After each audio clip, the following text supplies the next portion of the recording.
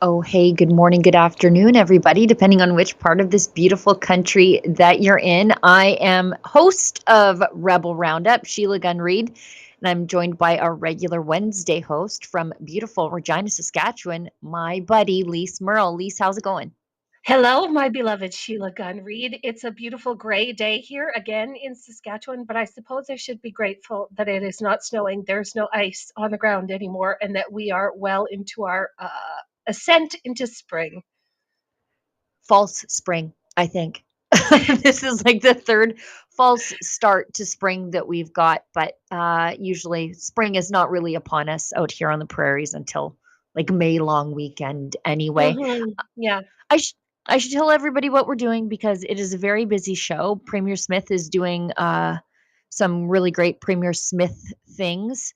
And being bold and unafraid, we want to talk about that. And of course, it's tariff day today, although we don't quite know the details of the tariffs once again until later on today because President Trump remains a chaos goblin a little bit. But if people want to get involved in the show and you are watching us on Rumble, thank you for supporting a great free speech platform that has always allowed us here at Rebel News to speak our minds. Rumble allows paid chats called a Rumble rant. If you give us a Rumble rant, if it's over the $5 US cutoff, we are obligating ourselves to read it and address it on air. If it's under that $5 US benchmark, we'll do our very best to get to it. Now, some of you may not know, and I don't know how long it's going to last, but we are very recently remonetized over on YouTube. I mean, it is true. YouTube is an easy platform to use. I think just through muscle memory alone. If you want to support our work over there, you can leave a super chat once again. And if you are catching the recorded version of the show, you can leave also a super thanks. That's their paid comment.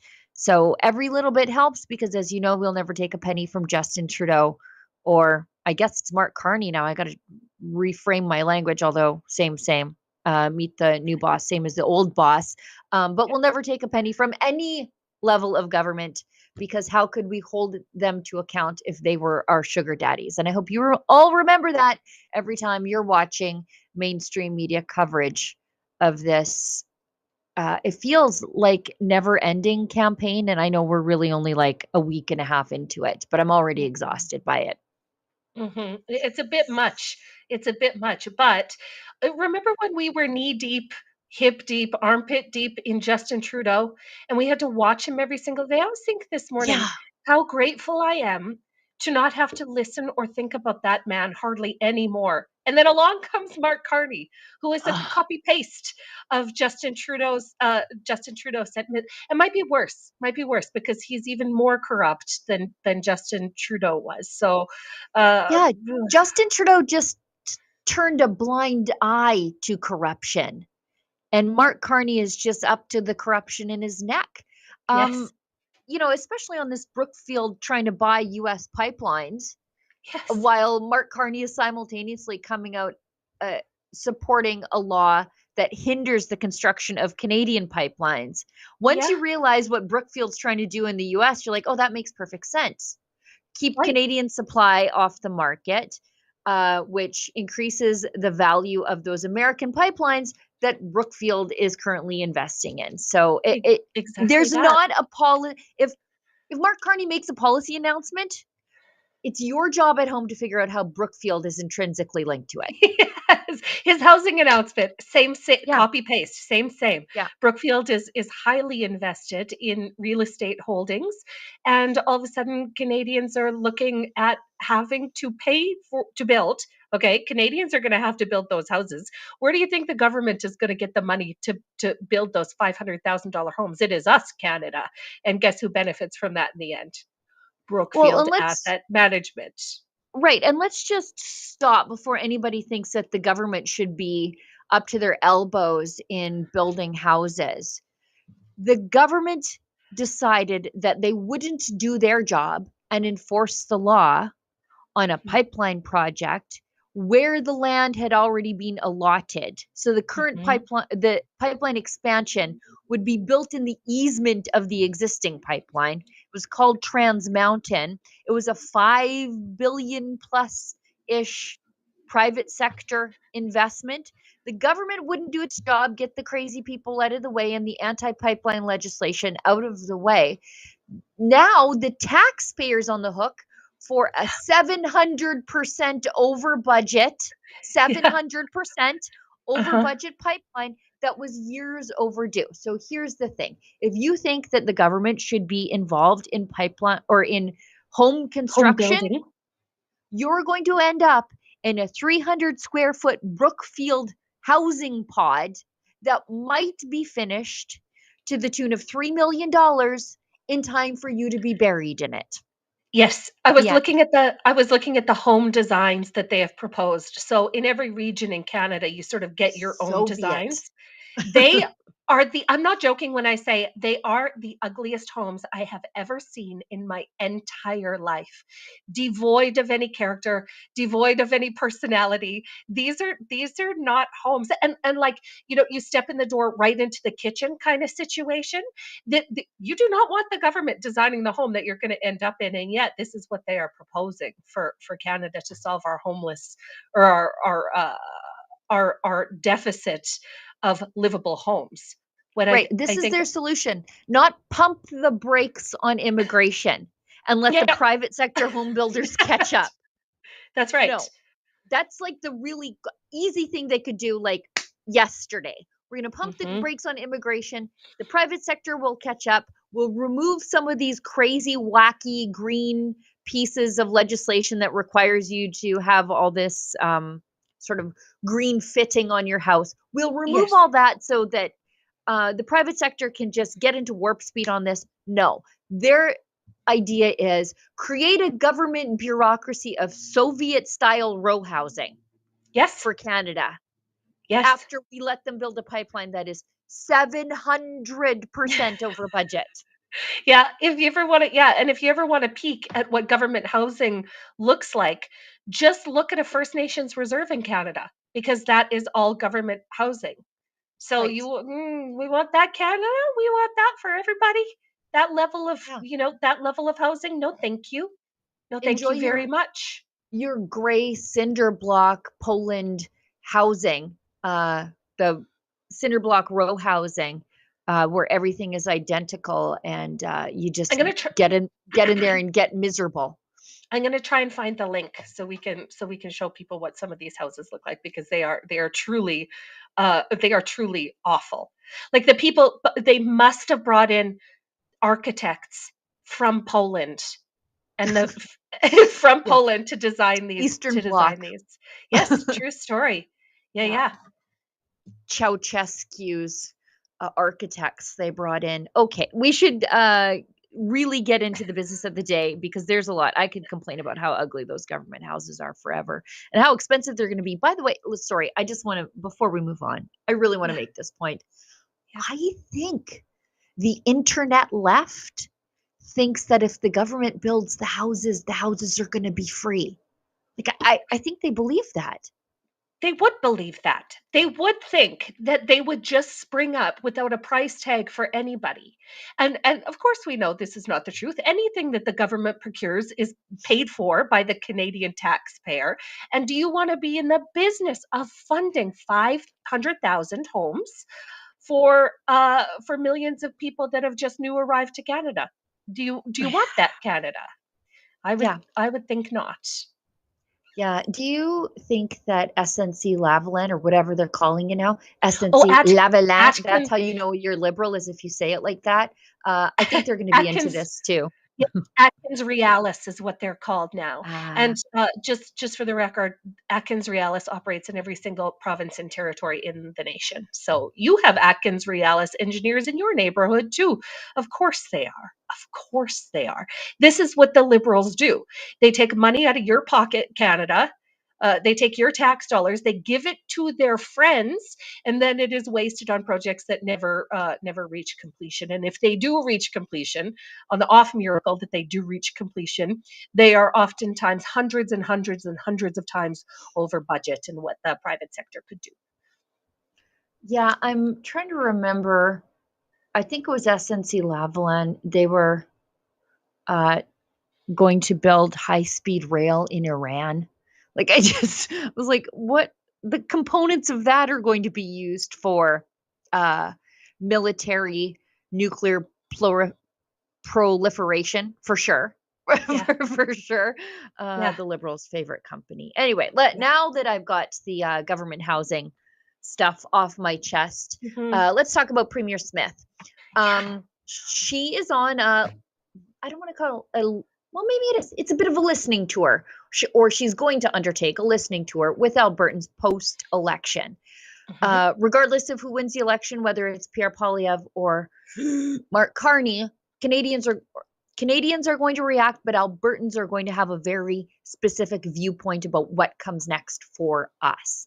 And Hmm. Premier Smith has said, instead of telling Albertans what to think, I want to hear what they have to say about what we should Mm. do. And so post election, she's going to do that. And so obviously uh, again, the internet left, the people who think the houses are free, they're lighting their hair on fire over this. How dare she let the peasants have a say in what becomes of them? Um, and she's not budging on this, which is one of her greatest qualities. Hmm.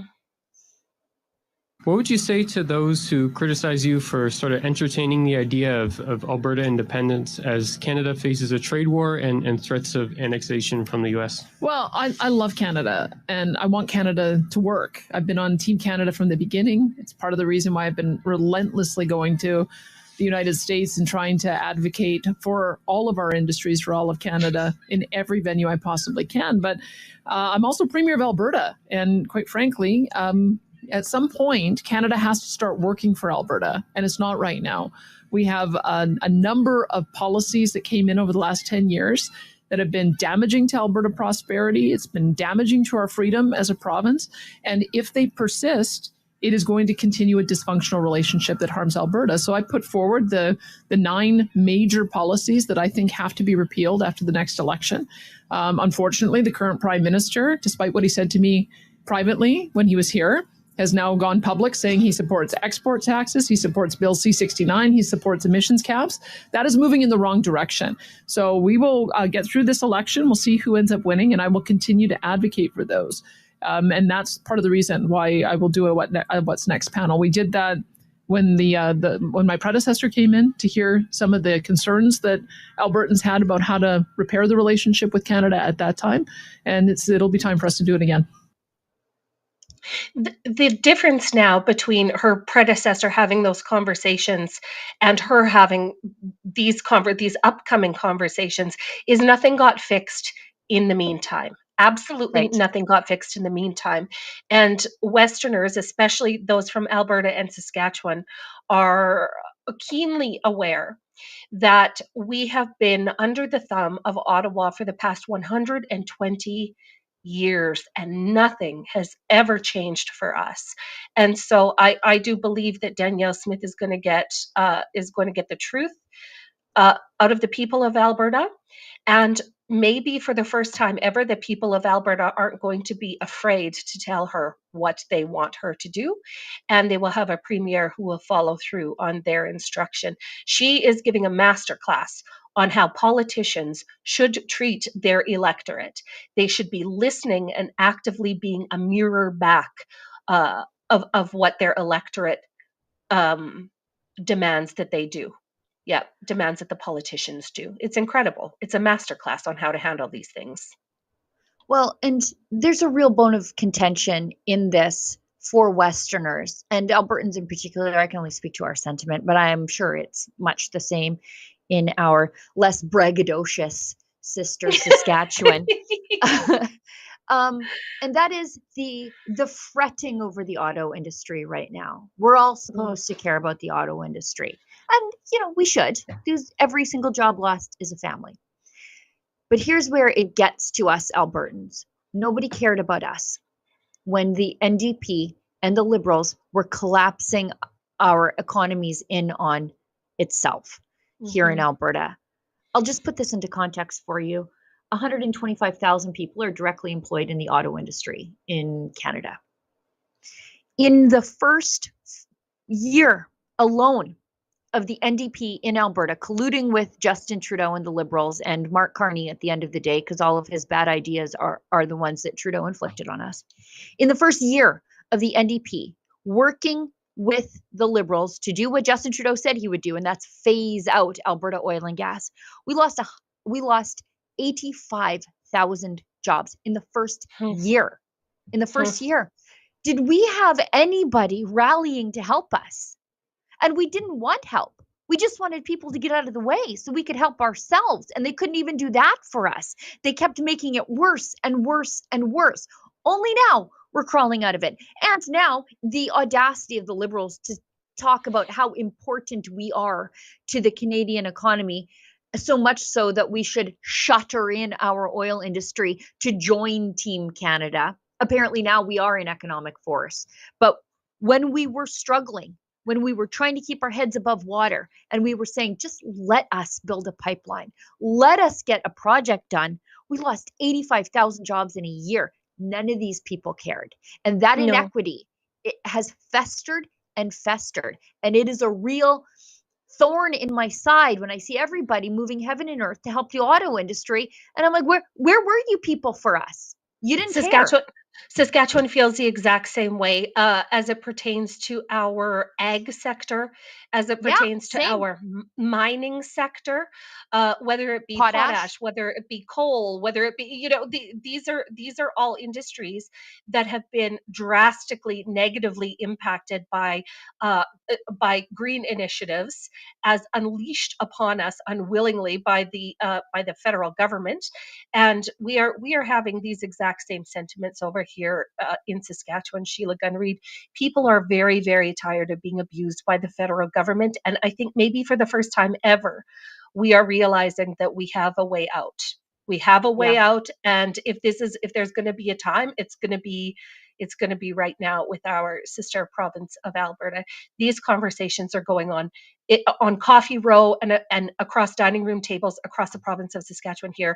We are right with you. We are done being abused by the federal government. Yeah. Has anybody heard a peep from Mark Carney about the canola industry? Not 100%. Not a single word. Not a single Auto word. industry, they won't shut up about. Steel industry, they won't shut up about. And again, I reiterate, every single job, that's a family standing behind it. But what about our jobs too? 100% tariffs on Canadian canola affecting, by and large, Saskatchewan, 50% plus of Canada's canola.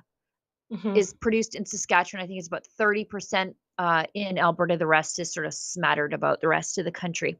So there's a Mhm. huge export market. Whatever you think about seed oils, I don't care.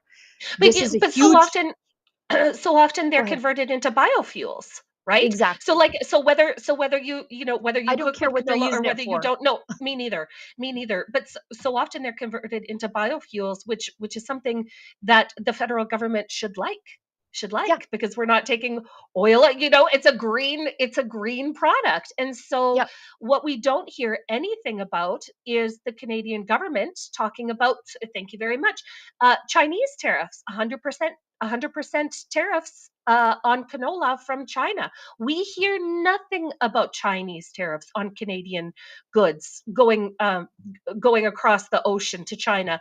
Yet the American tariffs are the thing that we are most concerned about.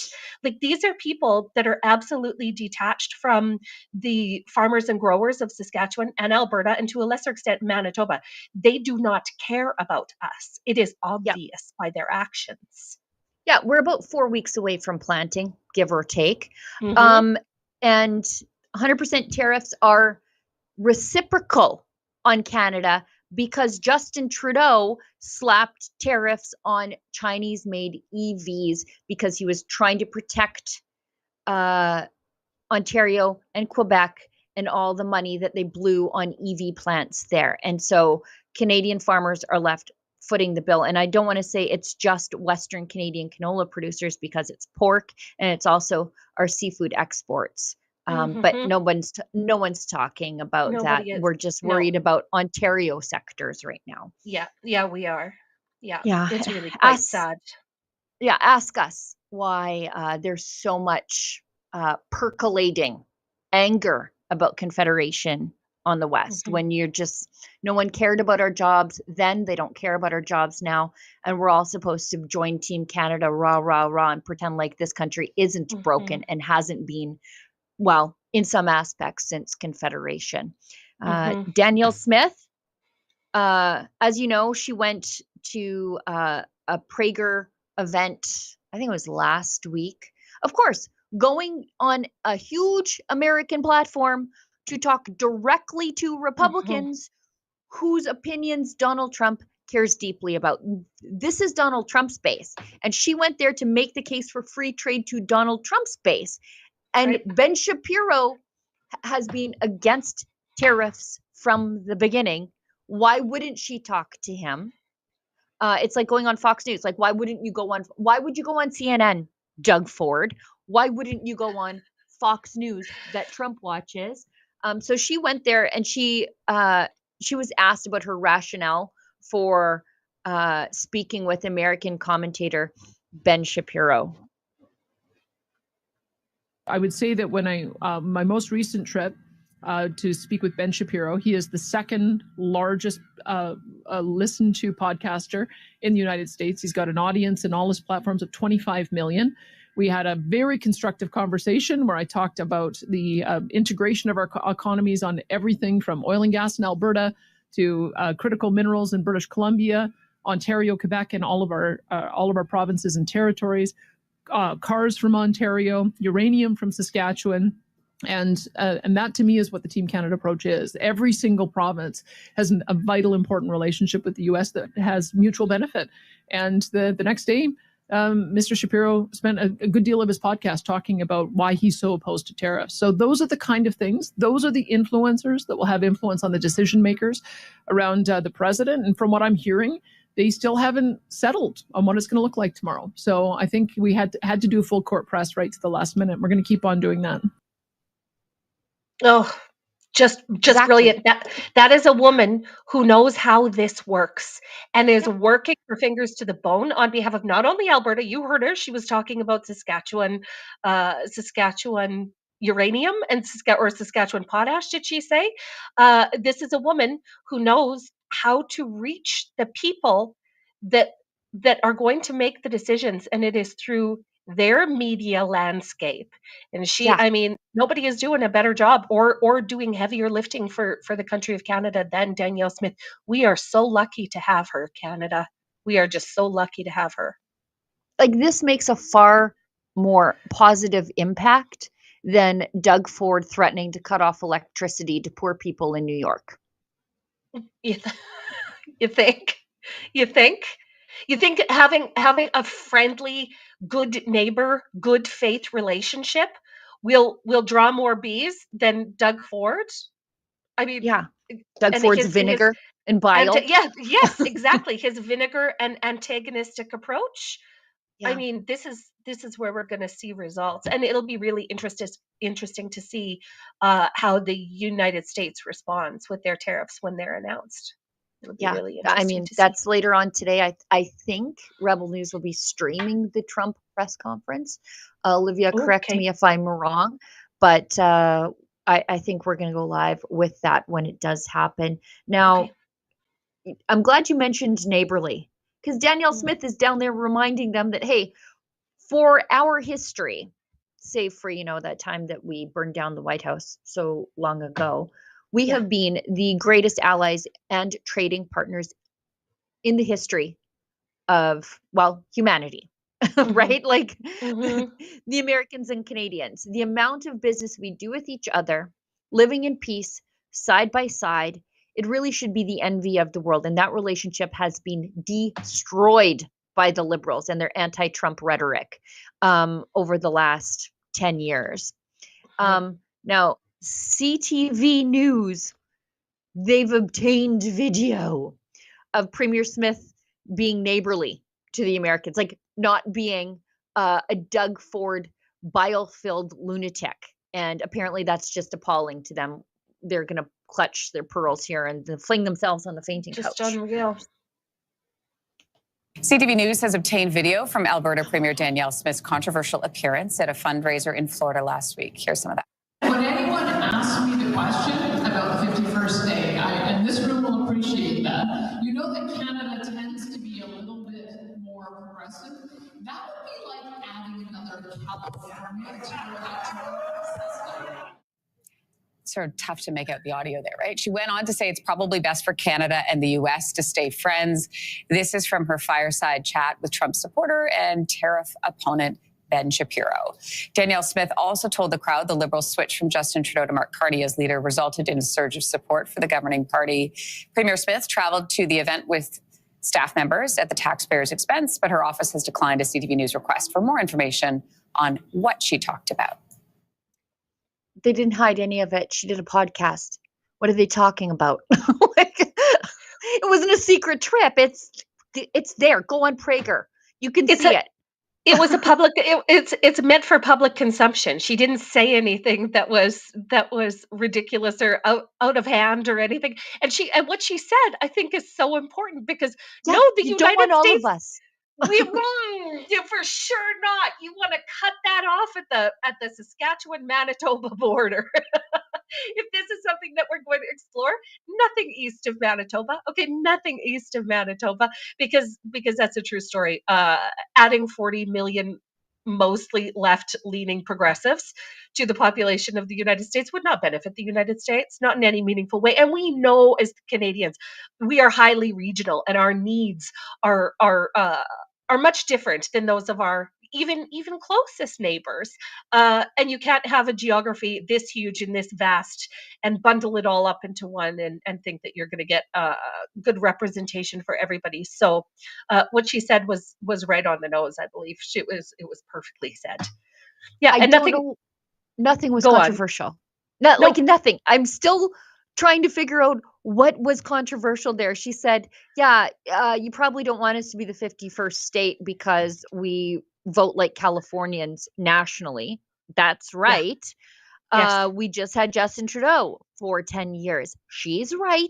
Good reminder. It's Hmm. not like she said, yes, definitely take Alberta. She didn't say that. I don't know why they're like, we don't know what else she said. She went there to do a public speaking event, you guys. Hmm. Go watch Hmm. it. Like, go But watch it. leave it to CTV to sort of seed that thought of acrimony in their viewers' minds. Like, of course, CTV, who is funded by the federal government, couldn't say, and here comes Danielle Smith saying a whole bunch of smart things to the people that the president listens to in the United States. Of course, they couldn't say that, because that would be, that would be alienating their base, who is just living and breathing on this anti-American sentiment right now. Of course, they couldn't say that. Like, and we can't expect better of them. We just can't. I also like the sideways shift now into fiscal conservatism by CTV, where they're like, she went down there at the expense of the taxpayer. And it's like, Carney just took a victory tour of Europe on the Challenger. He went to 3 European countries and met with their heads of state. And instead of going to Washington. Yeah, and this was after he was installed as prime minister, did not have a mandate, and didn't get any agreements out of those 3 nations that he met with. So what are we talk about a double standard, CTV? Talk about a double standard you're applying here.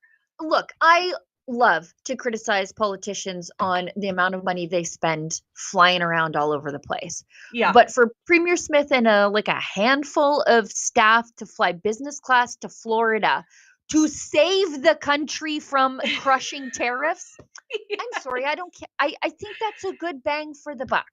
I think. Yes. If you ask everyday regular working Albertas, hey, you okay paying a couple $1,000s for Danielle Smith to go talk to the guy that President Trump listens to? Guaranteed the majority of them would say yes. Yes, I am more than okay with that. Yeah, Thanks they would so be like, much.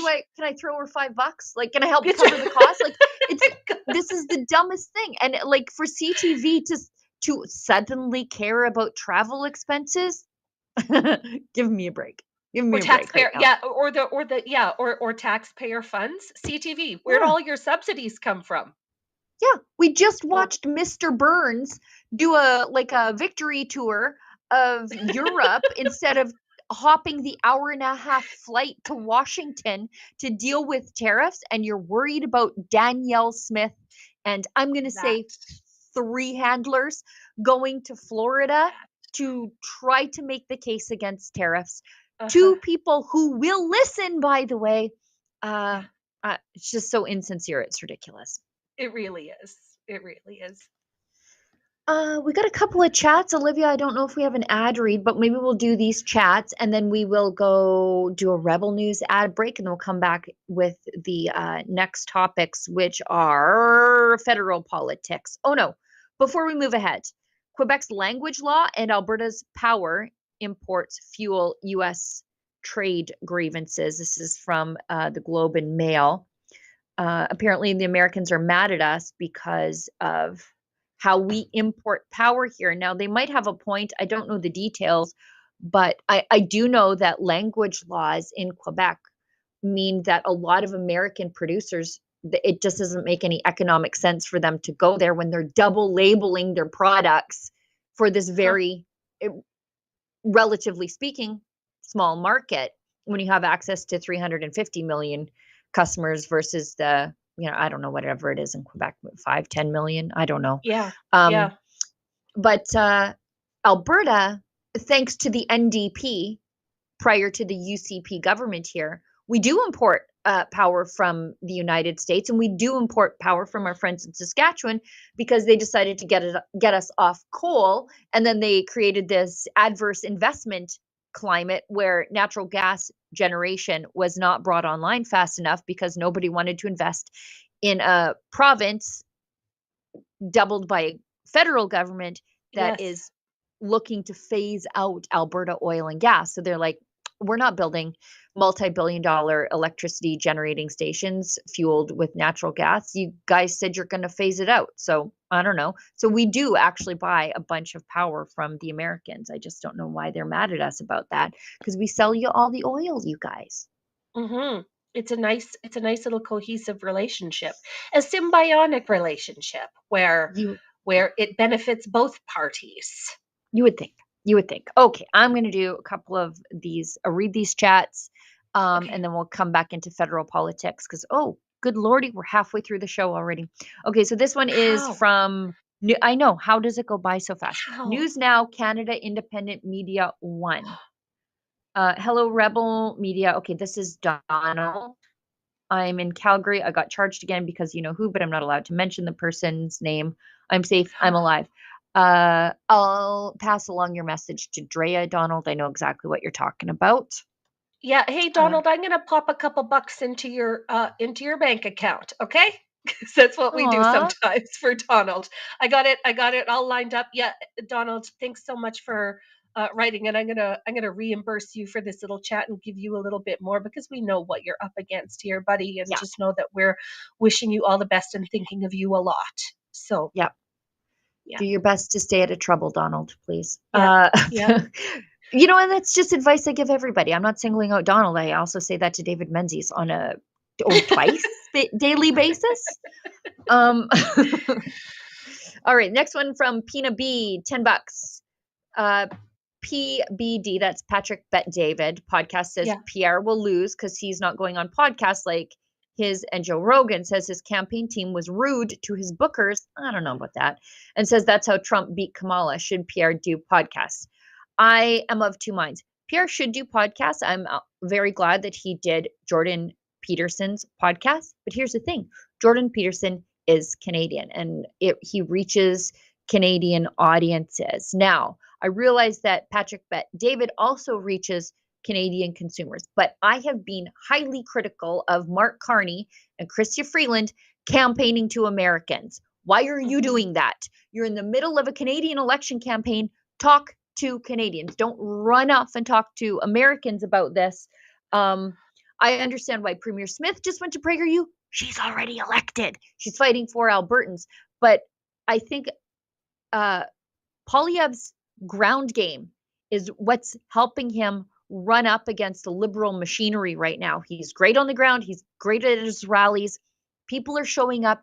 Canadians want to talk to him and hear what he has to say. I think he's best served focusing his media onslaught on Canadian platforms. I think for some Canadians, they feel that because he's not going on long form podcasts, they're not getting the information because just like you and I here, Sheila, when you're allowed to talk for an extended period of time, details come out in an extended conversation that wouldn't necessarily come out in a face-to-face 3 or 4 minute chat with a Sure. person, right? And so I think that there is value in it, but Canadians, there are a great many incredible Canadian content creators that would be more than happy to host Pierre Poilievre for an extended conversation. And I, for one, would love to see that. I would love to just listen as a sort of fly on the wall to an organic, natural conversation that didn't have any limits on the things that they could talk about, because there are things in the campaign that I am not hearing that I dearly, dearly wish I was, Right. and for the direction of the country. And having those long form conversations is often a way to do that. And yes, it'll open him up to criticism from the left. But here's the thing: we already know that they will criticize him. You already They're not know what voting side for they're him. going to come on. That's exactly right. And so you may as well reach your voters where they are. And so often, and so for so many of us, it is those long form podcast conversations. So I mean, I would love to hear it. I would love to hear it. Not so much an American, like the PBD podcast. I think I've only listened to maybe like less than a handful of episodes. But a Canadian creator, I'd be down for that fast. Yeah, I think that would be great for their campaign. Yeah, long form, asking the questions that you want answers to because they deeply know Canadian issues, right? Like somebody who understands the Canadian oil patch, the Canadian ag sector, women's issues here in Canada, and what's pressing on those things. Free speech stuff. I would love to see Pierre sit down and talk to Ezra for an hour. But I wouldn't my God, limit it. What I wouldn't pay, Sheila $8 Gunreed. a month. $8 a month for Rebel News Plus. But I wouldn't limit it to that because I think Juno News, sit down with Kian Bexty. He's got other issues. I know Ezra is probably really going to want to go hard on the Hamas thugs on the streets Agreed. of Canada. I think Ezra would probably really want to go hard on oil and gas issues. Kian Bexty over at Juno would probably go hard on agricultural issues. I would love to hear someone with separatist tendencies, I will say, or sympathies. Yes. Not to say that he's a separatist himself. I don't want to put that on him. But Corey Morgan over at Western Standard, that would be a lovely conversation. A handful of Canadian creators sat down with no limits on structure or the content that you're going to talk about, the topics that you're going to talk about. It would be incredible for that campaign, and Canadians, I think, are thirsty for it. So yes, yeah, unsanitized, and really, as you said, those details come out about what they really think about those issues if they have longer than, a 3-minute yes. X clip sound bite to articulate it. Yeah, Not just what yeah. they think, but why they think those things. We are over the sound bites. We are over the slogans. Now's the time to get down to meat and potatoes, and those long form conversations are where they're gonna get fleshed out, I guess. And so I mean I would love to see it out of the conservative machine at this point in the campaign, and just know you're going to win people over that way. The people that aren't going to vote for you are not going to vote for you regardless. So this is how you're going to bring those people that are on the fence. Yeah. All right. So now you know what we think about Pierre Poilievre not going on Patrick Bet-David's podcast. And I'm an avid podcast consumer. Like Lise, I've probably only watched it a handful of times. Yeah. Matt Walsh, though, I'm a religious listener of Matt Walsh. He's so good. Anyways, let's hit an ad break. We'll come back and talk about federal politics even more. Okay. What if governments are trying to reinvent the wheel when the greatest teacher of all times has already laid out the perfect blueprint for a constitution for a kingdom of love, faith, and freedom? Introducing the Kingdom of Heaven Freedom Passport. This special edition Freedom Passport captures the foundational truths of love, ethics, and freedom for all. It's a powerful reminder of Jesus' call to love one another and to be part of something bigger that you can carry with you every day. Join the movement, share the truth, and spread the love with your family and friends. Get your Kingdom of Heaven Freedom Passport at freedompassport.ca. And right now, all orders in North America come with free shipping and a free downloadable song with every purchase. Why should you join Canada's National Firearms Association? We currently have one of the most aggressively anti-firearm governments in our nation's history, promoting fear and placing blame like never before. Our rights, freedoms, culture, and heritage, it's all on the line. But we are fighting back, and there is strength in numbers. We work within the law to change the law, to defend competitors, hunters, collectors, and other law-abiding firearms owners. We can get through this. We've done it before, and we'll do it again, if you are with us. Canada's National Firearms Association. Freedom, safety, responsibility.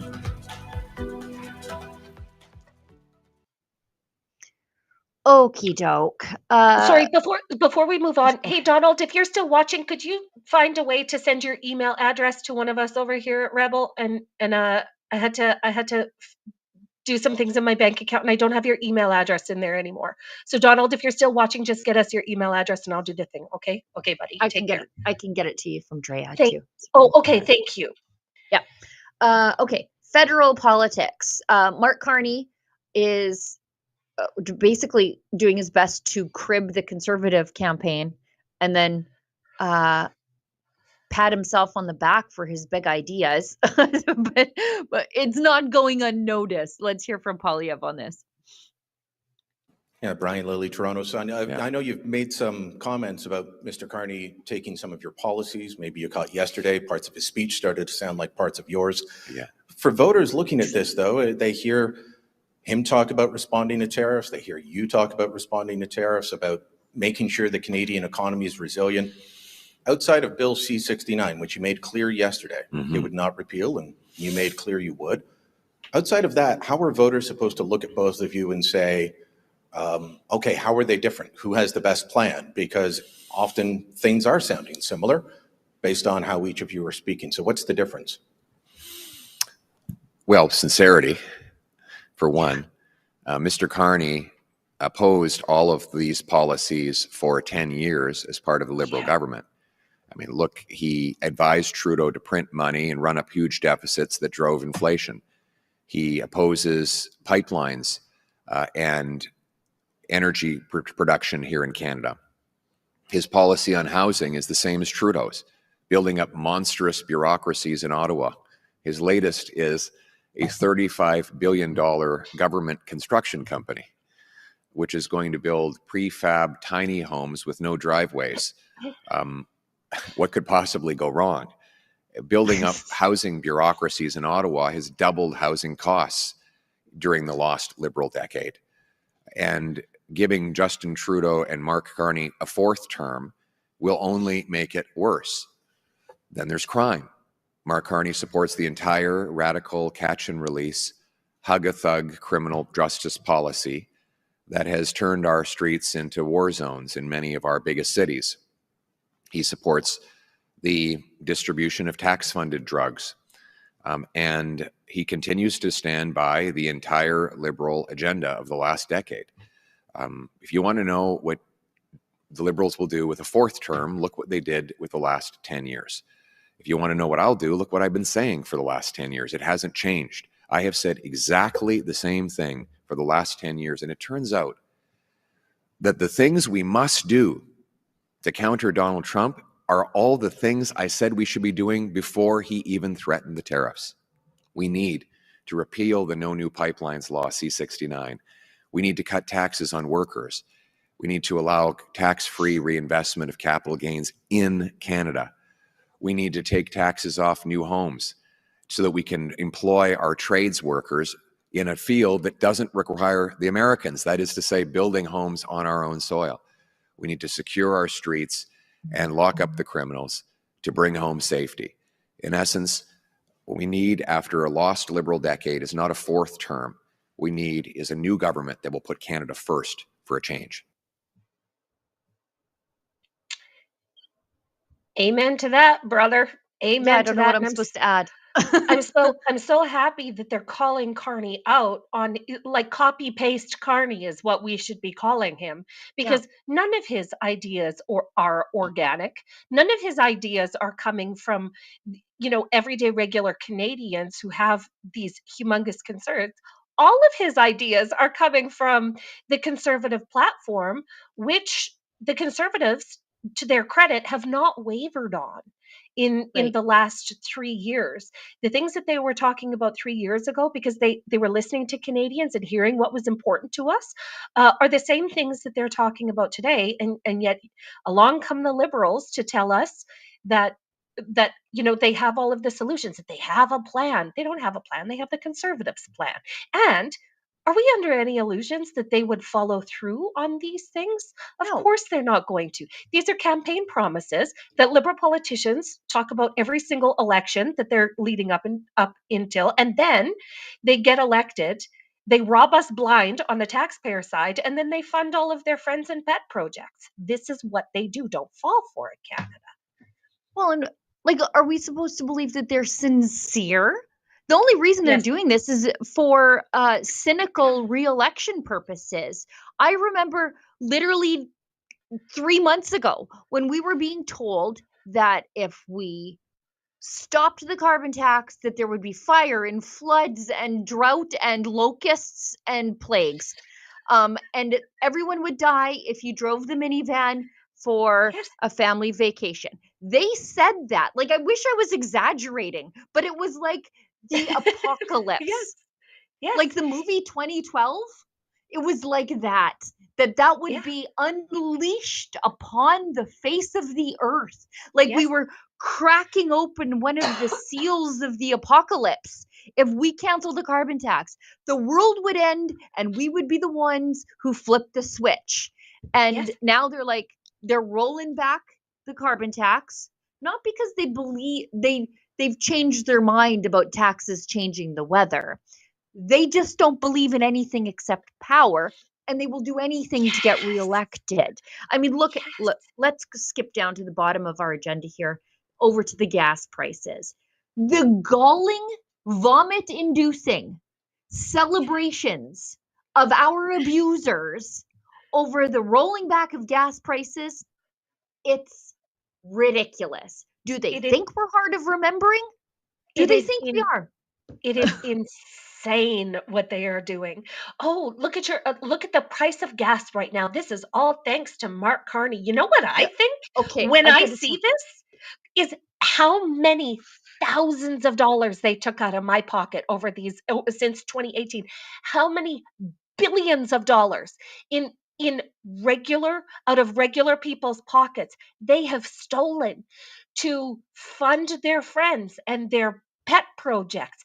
How many Green billions of slush fund. dollars have they? Oh my God. Like, you guys, this is what I think when they point this out, is how you fleeced us. Look at how you fleeced us when we are all hurting, when people can't afford groceries, when they're going homeless, the people right on the fringes of society. This is what they did to us for years and years and years, while telling us that if we didn't comply, the earth would explode. Just insane. Okay, so I'm so glad that Efron and Olivia put Rod Loyola on our hypocrite abusers list, because Rod Loyola, this guy, the spoken word beat poetry communist who stormed the legislature in 2013, then somehow became a NDP MLA, imposed a carbon tax they didn't campaign on in Alberta before the federal government even dumped the national one on everybody. And now he's running as a federal Liberal, which should tell you that they're just cutting out the middleman named Jagmeet Singh. The amount of former Alberta NDP MLAs now running for the Liberals or NDP staffers, I think it's at 3 or 4. But Rod Loyola, he ran as an NDP. He was one of those guys that was like, "Happy birthday, Fidel Castro." Like, I'm not even joking. He's now running for the Carney Liberals, which should actually tell you how radical the Carney Liberals really are. Yes. But he's out there saying gas prices in Edmonton just dropped 20 cents a liter after they told us that we would save money by paying the carbon tax. Remember that Ponzi scheme nonsense?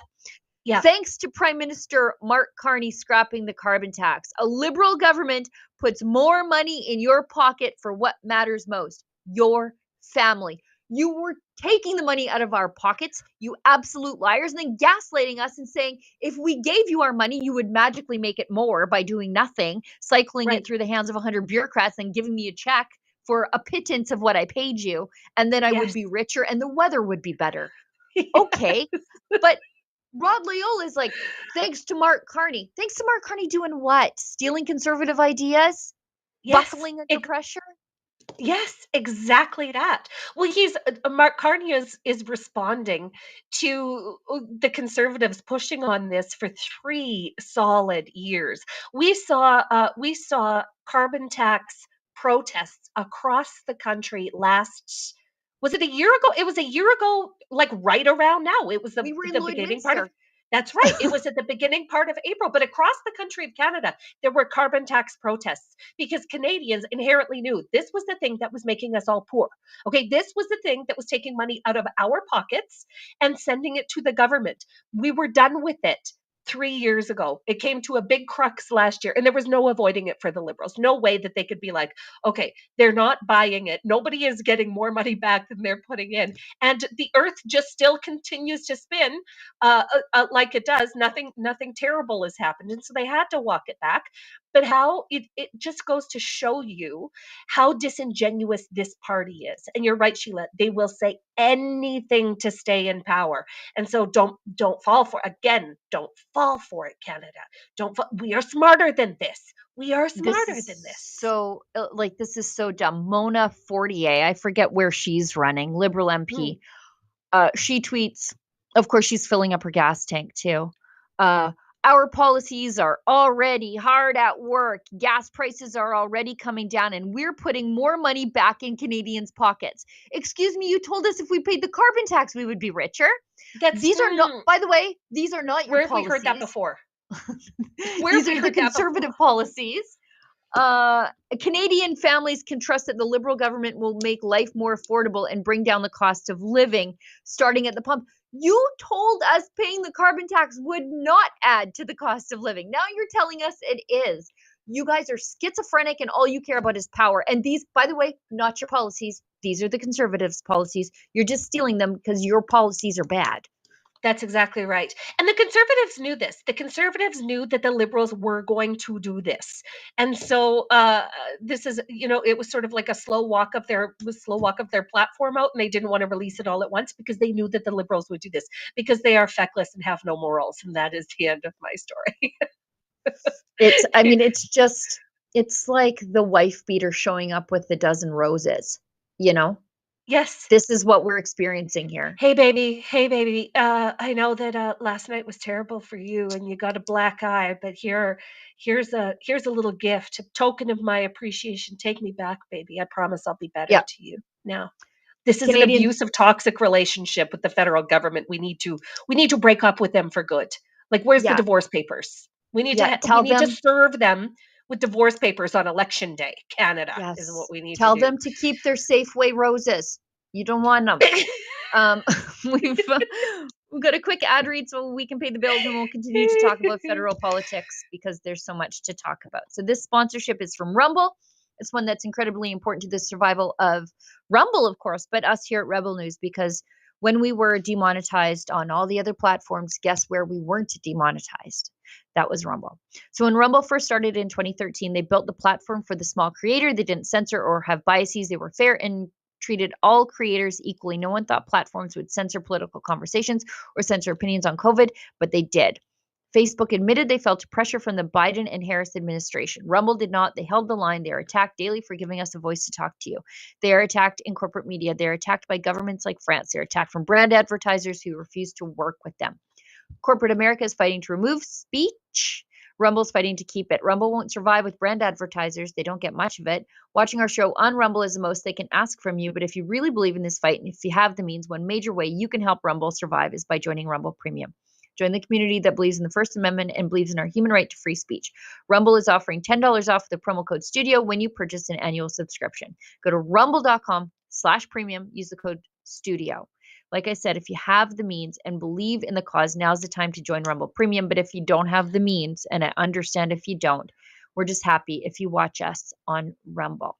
Now, as we were talking, I noticed Ben Mulroney tweeting out that Pierre Poilievre will join him for, guess what? A long-form conversation on the Ben Mulroney show. Yes, there you go. Oh, this is incredible. Oh, this is wonderful news. Just great. And Ben Mulroney is a great choice for Pierre Poilievre. Like I said, there are amazing Canadian creators, and I look forward to listening to this. Wonderful. My prayers have been answered. My mother-in-law listens to the Ben Mulroney show, and then she gets mad at the people who call in and gets so mad. And then she gets on Facebook and gets fighting with people. Really works her up. I actually think it's good for her. That's wonderful. It's good to see people of an older generation getting feisty. It's good. I'm proud of her. I'm real proud of her. She gets on Facebook and then starts telling everybody off in the comment section. Anyway, more from Poilievre. I imagine that we have about 48 hours before Carney steals this idea about a targeted loan program for businesses impacted by tariffs. Start the clock. If elected, at the end of this month, we'll launch a Keeping Canadians Working Fund, a targeted temporary loan program for businesses that are directly hit helping them keep workers on the job. Very similar to the type of program that John Baird initiated when we were in the Harper government during the great global recession. Binding people to their jobs, keeping their paychecks going. Well, we can get through this trade dispute. Will help keep the horizon bright and keep our economy stable. But where do we go from there? The second part of the plan is we have to try to end this trade dispute. On day one, as Prime Minister, I will propose to the President to accelerate renegotiations of CUSMA, bringing in a new deal on trade and security. CUSMA must be renegotiated anyway, next year. Why wait? Why not get it done now?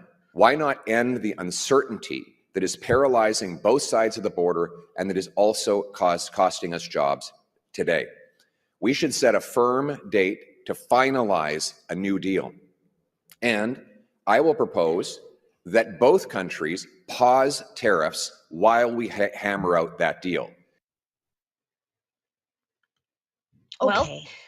the thing that I think is different between the Conservatives' plan and the Liberals' plan. So the Liberals came out a couple weeks ago and said, we are going to offer support to Canadian workers being impacted by these tariffs. And so workers mean workers in public and private sector unions. That's what I heard from the Liberals.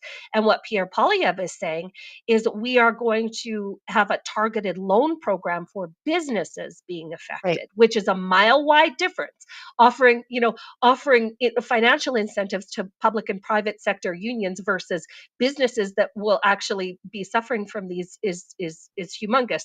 And yes, I want to renegotiate those trade agreements with the United States and Mexico with a Conservative government.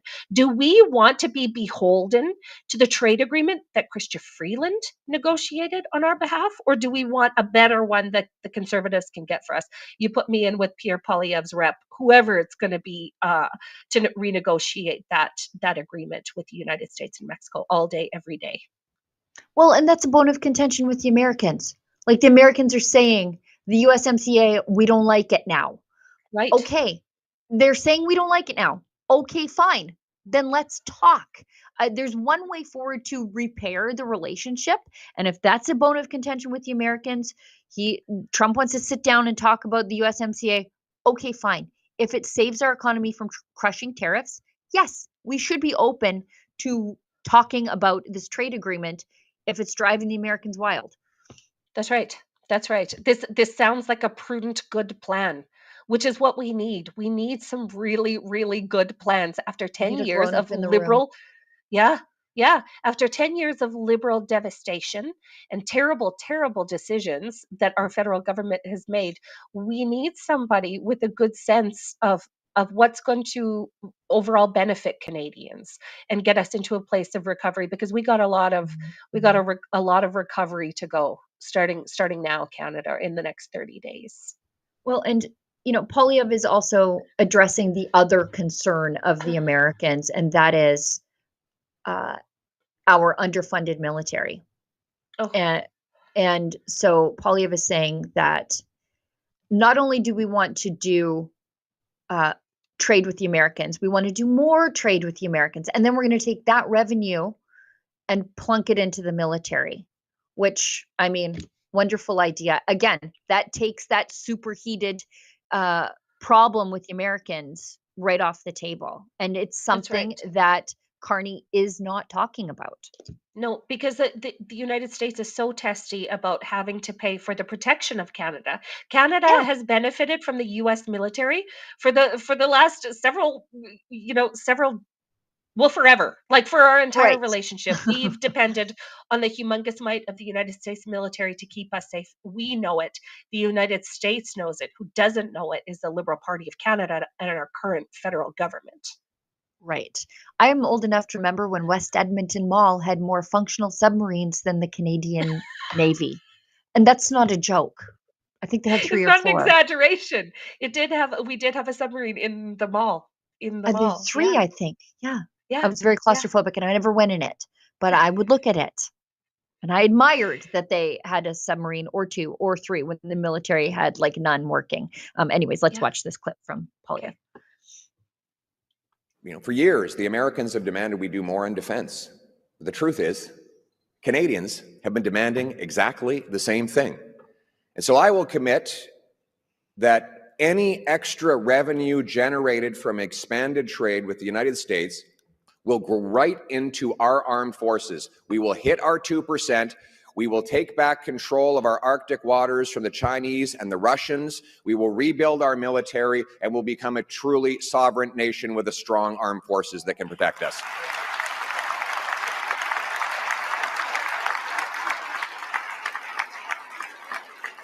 You know, for years. Yes. So we're committing our full 2% to NATO versus the Liberal Party of Canada and the federal government saying, right, we're not going to reach our NATO targets until like 2035, 2040, somewhere in there. We're just not going to get around to it. We're just going to let you, the United States, keep defending us and keep picking up all of the slack where we've been. That is excellent. So we should be doing that. Right. And it's interesting that the Liberals are more focused on meeting their net zero WEF goals by 2030, 2040, whatever it is. They're more interested in their net zero goals than the one very serious bone of contention the Americans rightfully have with us over our failure to meet our NATO targets. And I mean, the audacity of the Liberals, I think it was last week when they came out and said the Conservatives have failed veterans. Who's been in charge again? Like you guys are the ones who said they were asking for more than they could give, and then you gave them tampons in the men's room.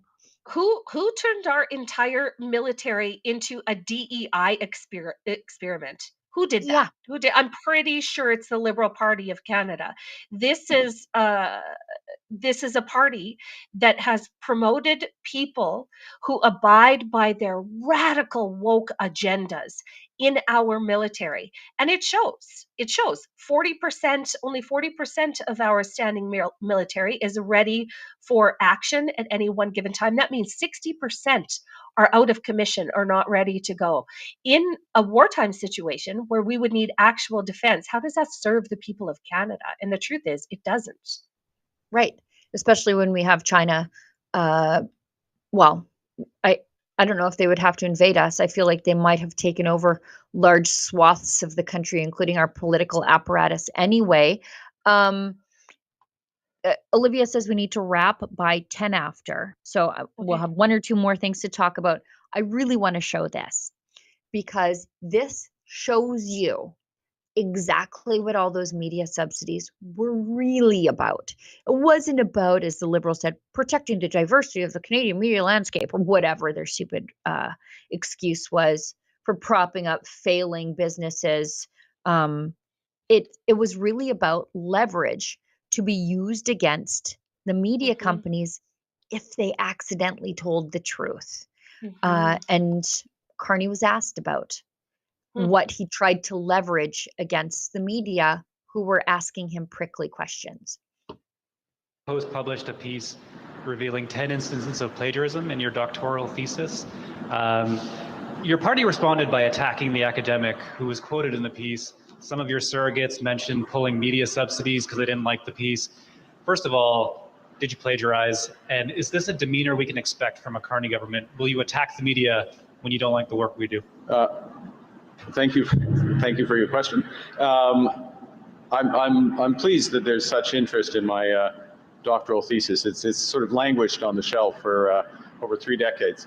I think what you'll find in the middle of that piece is a very clear refutation of these quote allegations by senior-most academic at Oxford, Dr. Meyer, who was categorical in her rejection of many of the conclusions that you just made. So if your question is, does a professor at Oxford, well, I think the statement of Dr. Meyer stands is pretty obvious where it is. And as I say, I'm pleased that there is intense interest in a game theory thesis of 30-something years ago. Next question. Hi, Mr. Carney. Alessia Pasifumi here with the Canadian. You notice he didn't answer the question about the threats not. leveled to the media? Did not answer the question. Again, we see him obfuscate around it and say a big, humongous word salad and not say anything of substance as it pertains to the question that he was asked. It's real interesting that his defense is, well, the person that supervised my thesis said that I did everything right, because she's not going to implicate herself, Mark Carney. She's not going to Right. go out on a limb and be like, oh, I did a piss poor job at Oxford supervising his thesis, and oh, oops, no, actually it was. But this is real telling, because the mainstream media was threatened. Right? They were threatened to have their subsidies taken away if they keep up this line of questioning, and you know, they need to start acting with some integrity and asking those questions anyway, demanding answers to their questions anyway. Subsidies be damned. Right. Like, on some level, I'm like, live by the subsidy, die by the subsidy. But also, this is what happens when you take the money. They own you. Whether right. you think they do or not doesn't matter, because they know that they do.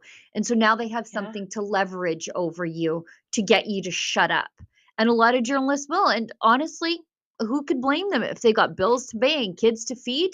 Who am I to say that they shouldn't maybe just ease up? But this is what happens when you build your business model around suckling at the government's teat. The milk is poison. That's right. That's exactly right. Well, I'll be the first one to criticize those people, though, that say, well, I've got bills to pay. Well, I've got obligations to make. Well, try being a conservative in Canada for these last 10 years. Yeah. More conservatives have had to put their neck out on the line to defend freedom and defend what's true. And there have been prices to be paid. But when you are pursuing and defending freedom, well, it makes it all worthwhile in the end, doesn't it, Sheila? Right. Well, at the end of the day, what is the cost of your integrity? What's the price That's tag? right. Some people can put a price tag on it. I'm not sure that I can. Okay, I think we've hit our hard stop. We've got one chat from Bonnie D. Thank you very much. Gives us $13.99. Says lots of feisty older Canadians in Alberta. You better believe it. These are people who have lived through the last Trudeau and the raging prairie fire of separatism that came of that. And so being long in the tooth means you have a long enough memory to know that all the things that you were angry about before, 2 generations later and another Trudeau prime minister later, and not only are they not addressed, they're actually worse. And so that's why when you go to, as Bonnie points out, an Alberta Prosperity event, you will witness a sea of gray hair. That is true, but that's because these people know we already tried it their way. It didn't work. Yeah. And Bonnie, just keep influencing the younger people and the younger generations, because we know that there is wisdom inherent in age, and just keep up that good work. Yeah. And thanks so much for tuning in and sending that chat. All right. We better wrap up the show, because I'm informed that they need the studio. Lise, thanks so much for 2 back-to-back shows with me. I can't wait till next Tuesday. It's the longest few days of my life, waiting for you to get back on air with me. It really is. It is sort of torture a little bit, but no, thanks so much for having me again, Sheila. And thanks so much for having us, Rebel Fam. We would be nothing without you guys. So thanks so much for tuning in and all your great comments. We'll see you here next week. Yeah, maybe we can talk Tuesday about Rachel Gilmore getting fired. Please save it. Like, please don't have that conversation without me. I'm not having it tomorrow. Okay, I'm not. I'm going to keep it. Okay, we're just going to defer it. I've got big feelings. Okay. As she said. Lydia Efron, thanks for working so hard behind the board in studio to make sure the show is there for people whenever they want to watch it, however they want to watch it. Thanks to everybody who pitches in to keep the lights on here at Rebel News. Every little bit helps. It helps preserve our independence so that we aren't leveraged by crooked politicians to shut up because we fear for our jobs, mainstream media. And as my friend David Menzies always says, stay safe and stay sane.